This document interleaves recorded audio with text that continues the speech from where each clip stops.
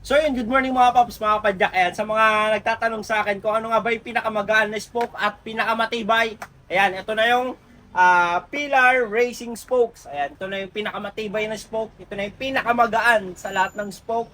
At pinakamalupit sa lahat. Ayan. Ito lang naman yung Pillar spoke with nipple. Ayan. Available tayo sa 27.5.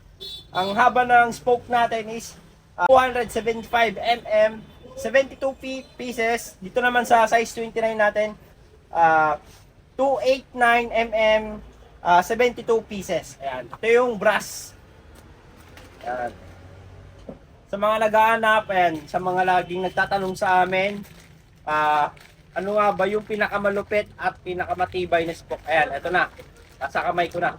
Sa mga nagtatanong kung magkano yung presyo na ito, 2,500. Brass nipple na pillar. Ayan. Para di kayo mapeke. Ayan.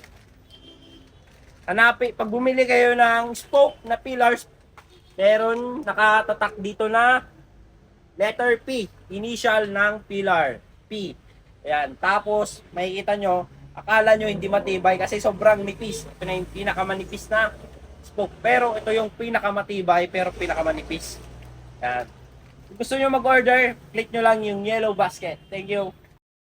At sa mga nasa malalayong lugar naman na gusto magpakita ng suportas dito sa Pops Bike Shop at gusto mag-order, ayan, visit lang kayo dito sa mga legit account namin. Dito lang kayo pwedeng makipag-transact para legit at di kayo may scam. Visit lang kayo sa TikTok, Shopee, Lazada namin. Pops Bike Shop Official. Ayan, ito yung mga legit account namin. Jason Bike Parts, Bikers Need. Thank you mga paps, mga kapadyak. Ayan, dito na kayo makipag-transact at mag-order. Thank you.